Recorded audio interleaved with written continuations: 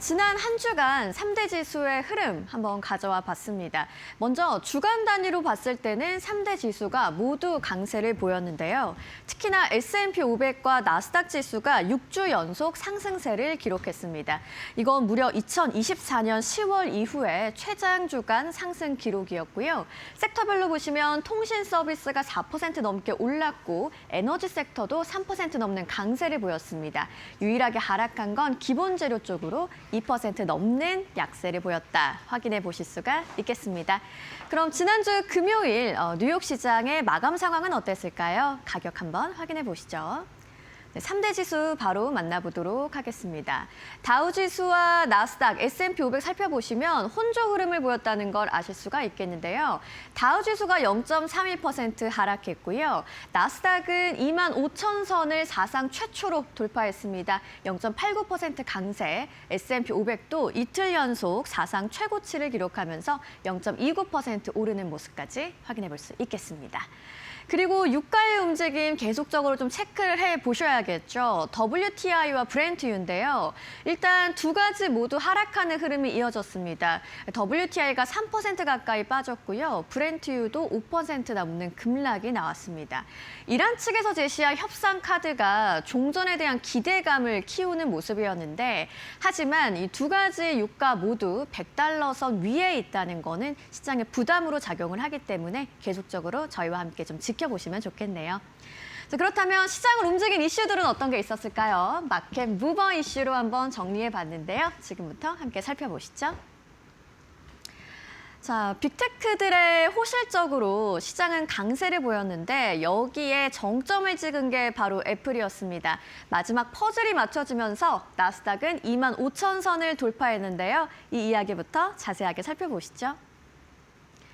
일단 빅테크들의 호실적 흐름이 이어지는 가운데 애플이 완성을 했다라고 볼 수 있겠습니다. 앞서 말씀드린 것처럼 나스닥은 사상 처음으로 25,000선을 돌파했는데요.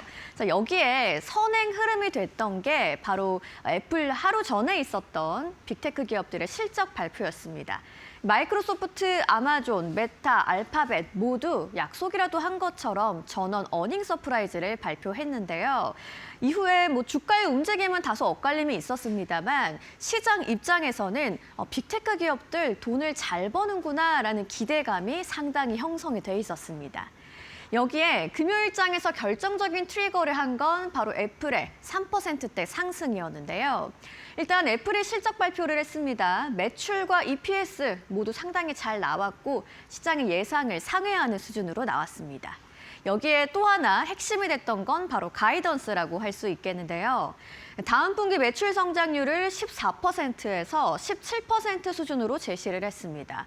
시장의 예상은 9.5% 수준이었기 때문에 훌쩍 뛰어넘는 수준으로 나온 거고요. 시장은 기존에 있었던 기대감이 확신으로 전환이 되는 순간이었다고 할 수 있겠죠. 이미 형성돼 있던 빅테크들의 실적 랠리에 애플이 확신을 더해주는 이야기였습니다. 시장의 해석, 좀 핵심적인 구조를 살펴보시면요. 일단 빅테크 실적 호조가 확인되면서 기대감이 상당히 시장에 있었는데요. 애플의 실적 발표가 여기에 확신을 제공해준 모습이 됐습니다. 특히나 이 가이던스는 상승의 근거가 되는 모습이었고요. 결국 나스닥의 신고가까지 흐름이 완성될 수 있었습니다. 이런 시장의 상황에 대해서 전문가들의 의견도 하나씩 좀 가져와 봤는데요. 먼저 카슨그룹의 라이언 디트릭이 이런 말을 했습니다. 실적 모멘텀이 예상보다 강하게 이어지고 있다라는 평가를 내놨고요. UBS의 입장도 들어보시죠. 기술주 중심이지만 이 성장세가 점차 확산되고 있다라는 평가입니다. 빅테크가 길을 만들었고요. 애플이 확신을 더하면서 나스닥의 신고가까지 완성한 하루였습니다. 이어서 이날 또 증시의 상승 재료가 됐던 게 바로 유가의 하락이었는데요. 이란발 기대감으로 유가 하락했습니다. 주말에는 또 새로운 이야기들도 전해졌는데 이 내용까지 아울러서 전해드리겠습니다. 먼저 금요일 시장에서 WTI 3% 가까이 하락을 했죠. 이 핵심 트리거가 됐던 건 바로 이란이 미국의 14개 항의 종전안을 전달했기 때문인데요. 협상이 시작될 수 있다라는 가능성을 시장은 크게 봤습니다. 한편 전쟁 완화에 대한 기대감이 인플레이션 압력의 완화 기대감으로 이어지면서 이날 상승장의 보조 요인이 될 수 있었습니다. 그런데 주말 사이에 또 중동 이슈와 관련한 여러 가지 이야기 전해졌는데요. 업데이트 내용 한번 전해드리도록 하겠습니다. 자, 트럼프는 원래는 이 이란의 제안에 대해서 그다지 마음에 들지 않는다라는 입장이었는데요. 주말 사이에 제안을 검토하겠다는 입장을 다시 한번 내놨습니다. 하지만 수용 가능성은 그리 높지 않다면서 공격 가능성까지 배제하지 않겠다는 입장이었는데요. 또 오늘 속보로 이란은 자신들이 제시한 협상안에 미국이 답변을 보냈다면서 이를 검토 중이다라는 이야기를 전했습니다. 실제 타결까지는 아직 거리감이 좀 있는 모습이지만 협상 가능성, 그래도 아직까지는 열려 있다고 볼 수 있겠고요. 시장은 금요일에는 이 협상 기대감을 선반영하면서 유가가 하락했는데요. 현재는 합의의 불확실성이 여전한 상황이라고 볼 수 있겠습니다. 곧 유가의 방향성은 하락 추세로 확정된 것이라고 보기는 다소 어렵고요.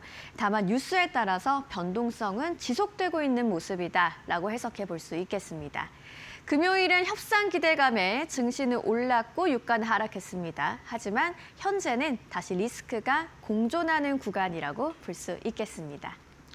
그리고 이날 경제지표도 하나 발표가 됐는데요. ISM 제조업 PMI입니다. 52.7로 나오면서 시장의 예상치를 소폭 하회했는데 4개월 연속 확장 흐름은 이어지고 있는 모습입니다.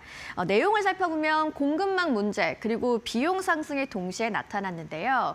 아시다시피 시장은 요즘 경제지표보다도 실적 쪽에 조금 더 집중을 하는 모습이죠. 지표에 주는 영향은 다소 제한적이었던 이슈였습니다.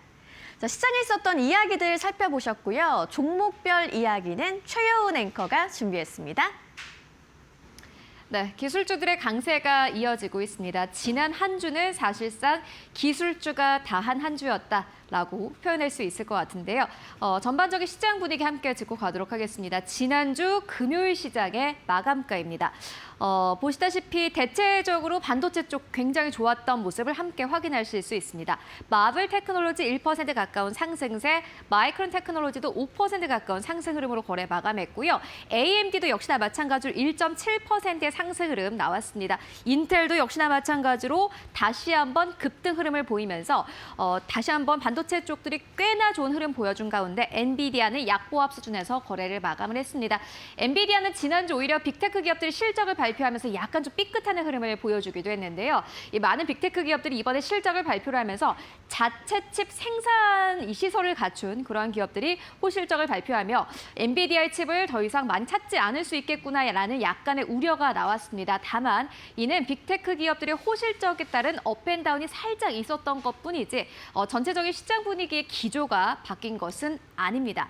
마이크로소프트 1.6%대 상승 나왔고요. 그 이외에 오라클 6.4%, 팔란티어도 3.5%대 상승 나왔습니다. 역시나 빅테크 안에서도 소프트웨어 쪽도 다시 한번 상승 탄력을 강력하게 가져가는 그런 흐름을 보여주었고요. 지난주 실적을 발표한 애플 역시나 마찬가지로 초록불로 거래 마감했습니다. 3.2%대 상승, 3분기 기준으로 했을 때 가장 좋은 역대 실적을 내놨다고 합니다. 다시 한번 기대감 높아지면서 상승 탄력이 나왔고 무엇보다 투자 의견 상향 조정이 되는 그런 리포트가 쏟아졌습니다. 그리고 목표 주가를 상향 조정하는 리포트도 꽤 많이 나오기도 했고요. 그 이외에 구글 같은 경우에는 0.2% 강보합권, 호실적을 발표한 이후로 주가 역시나 계속해서 상승 탄력을 가지고 가는 흐름 보여주고 있는 상황이고 그 이외에 아마존의 경우에는 1.2%대 상승, 그리고 테슬라도 역시나 마찬가지로 강력한 상승 탄력을 보였습니다. 2%대 상승 나오면서 거래 마감한 모습, 메타의 경우에는 약보합 수준에서 거래를 마감을 했습니다. 그리고 보시다시피 밑단에 헬스케어 쪽 보이십니까? 헬스케어 쪽이 요즘에 최근 뉴욕 증시에서 계속해서 약간 조금씩 움직이는 게 특징이라고 할 수 있겠는데요.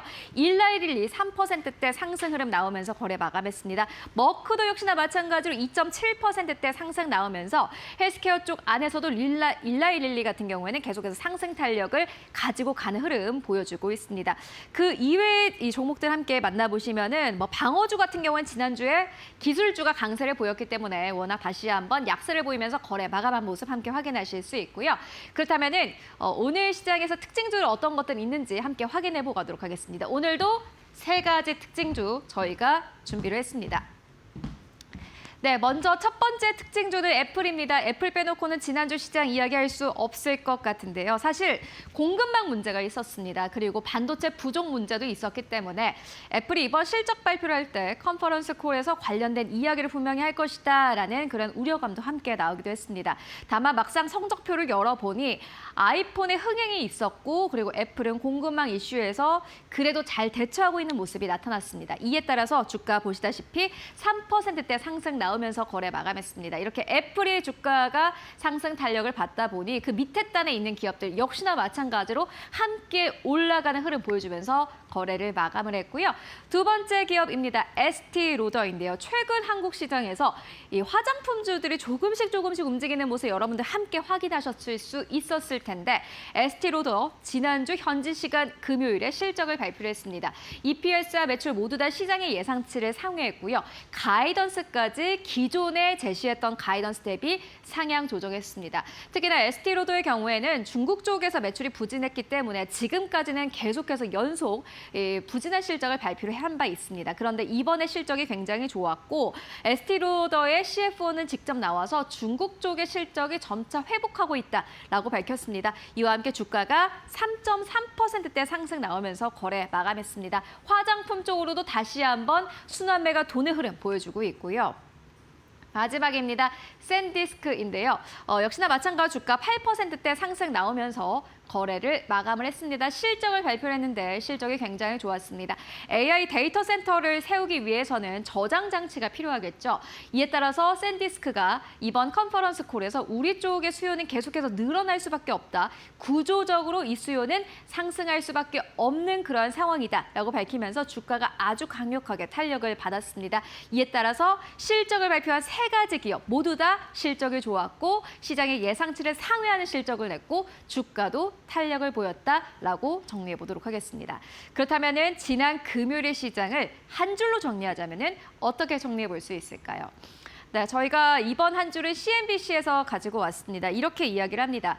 기술 업계에는 승자와 패자가 나뉠 것이다. 모든 기술주들이 다 잘 가는 것은 아니고 그 모든 기업들이 긍정적인 실적을 낼 것은 아니다라고 단호하게 이야기합니다. 하지만 지금부터 중요한 것은 이것이 되겠는데요. 지금까지는 실적 발표를 모두 다 소화한 한 주였기 때문에 이제는 이 부분에 집중을 해보셔야 될 것 같습니다. 생산성 향상 스토리는 여전히 유효하다라는 건데요. 돈을 쓴 것과 대비해서 얼마나 효율적으로 생산성을 향상시키느냐. 그것이 이제 빅테크 기업들 그리고 그 밑에 단에 있는 기업들이 진짜로 가지고 가야 할 숙제가 아닌가 싶습니다. 이 부분 역시나 앞으로 실적 모멘텀 그리고 주가의 모멘텀 함께 확인하실 때 중요한 포인트가 될 것 같습니다. 지난주 금요일 시장 함께 확인하고 오셨습니다.